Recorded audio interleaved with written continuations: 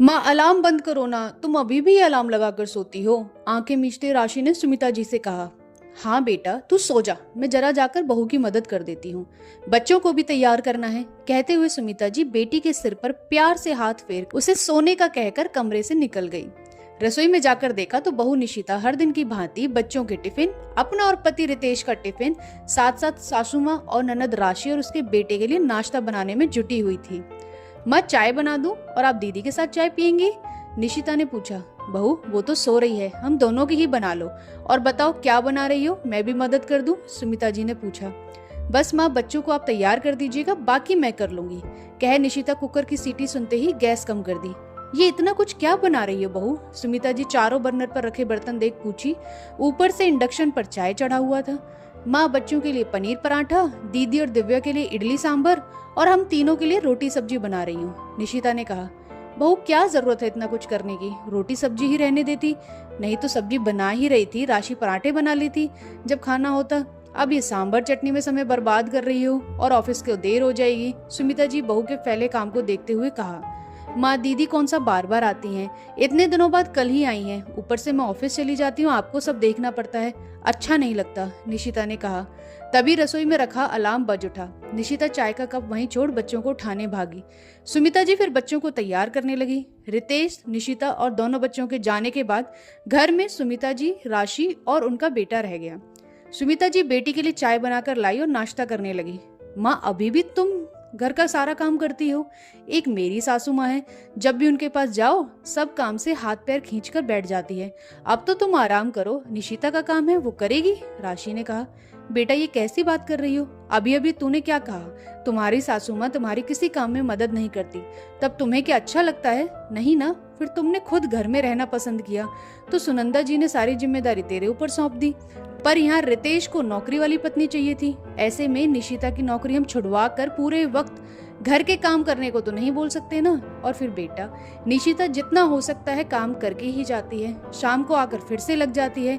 उसको भी तो इतनी समझ है, माँ को ज्यादा परेशानी ना हो। तो ये बातें अपनी भाई भाभी के सामने मत कह देना, सुमिता जी राशि से बोली। ये सही है तुम्हारा, तुम्हारे लिए ही बोल रही थी, पर तुम मुझे ही लेक्चर सुनाने लगी। चलो नहीं बोलूंगी तुम्हें कुछ भी। राशि को माँ की बात बुरी लग गई। बेटा, तुम तो कुछ दिन यहाँ रहकर चली जाओगी, पर मुझे तो बहू के साथ रहना है। 10 साल हो गए, तुमने देखा है कभी उसके चेहरे पर तेरे आने काम करने से कुछ शिकन तक आया हो? एक तू है, जरा सी तेरी ननद या सास ससुर आने वाले होते तो मुझे फोन करके रोना शुरू कर देती है। वो तेरी मदद नहीं करते, ये देख तेरी त्योरियां चढ़ी रहती, फिर भी तू ऐसे बोल रही है। निशिता आज तक बिना किसी शिकायत के सब काम इसलिए कर पाती क्योंकि उसकी सास उसकी मदद को तैयार खड़ी रहती है। और तू भी जब आती तेरी भाभी दीदी दीदी पूछकर तेरी पसंद का खाना खिलाने से ना चूकती।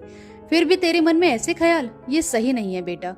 मैं तो यही कहूंगी जब भी तू ससुराल जाए मदद किया कर, और जब वो तेरे पास आए जहाँ जरूरत लगे उनसे मदद की मांग कर। परिवार बैठकर खाने को नहीं होता, बल्कि मिलजुल कर काम करने से होता है, एक दूसरे की मदद करने से होता है। उम्मीद करती हूँ तुम मेरी बात समझ रही होगी, कह सुमिता जी दिव्या और राशि को इडली सांभर परोस दी। राशि अपनी पसंद का नाश्ता देख पहले तो आश्चर्य हुई, फिर बोली, ये किसने बनाया माँ? ये सब निशिता सुबह उठकर बना गई। मैंने कहा भी इतना कुछ बनाने की क्या जरूरत थी, तो बोली दीदी और दिव्या को पसंद है ना, फिर वो कौन सा यहाँ ज्यादा आते हैं, सुमिता जी ने कहा। वाह, निशिता ने इतना सोचा। और तुम्हारी प्लेट? राशि ने पूछा। हाँ ला रही हूँ, पर वो मेरे लिए रोटी सब्जी बना गई है, मुझे इडली पसंद नहीं है, ये जानती है वो, सुमिता जी ने कहा। राशि आश्चर्य करने लगी। सुबह सुबह सबकी पसंद का नाश्ता बनाकर तैयार होकर ऑफिस जाना ये आसान तो नहीं। शायद तभी माँ मदद करने उठ जाती हैं, नहीं तो किसी के आने पर सब माँ को ही देखना पड़ता। अब उसे माँ का सुबह उठकर निशिता की मदद करना अखरेगा नहीं। जितने दिन वो यहाँ रहेगी रसोई में निशिता की मदद कर माँ को थोड़ा आराम दे सकती है। ये सोच वो माँ का हाथ पकड़कर बोली, सच में माँ, तुम्हारी जैसी सास हो तो किसी बहू को ससुराल कभी अखरेगा नहीं। सुमिता जी बस मुस्कुरा दी। तो दोस्तों, कामकाजी औरत के ऊपर जब दोहरी जिम्मेदारी आती है और कोई मदद करने वाला नहीं होता तो वो टूट सी जाती है। हो सकता है वो कुछ ना कहे, हो सकता है वो बहुत कुछ सुना दे। मेरे ख्याल से ऐसी परिस्थितियों में परिवार में रहने वाले सब सदस्यों को एक दूसरे की मदद करना चाहिए, ना कि भड़काना चाहिए उस बहू के खिलाफ जो सब कुछ सुबह आपके लिए करके जाती है और आकर भी करती है। आपको ये ध्यान रखना चाहिए कि उसकी भी जिम्मेदारियां हैं और साथ साथ आपकी भी जिम्मेदारियां हैं। कैसी लगी आपको ये कहानी? आपको पसंद आई हो तो एक लाइक दे देना और चैनल को सब्सक्राइब करना ना भूलें। नेक्स्ट मिलेंगे हम एक और ऐसी ही बेहतरीन कहानी में। Thank you.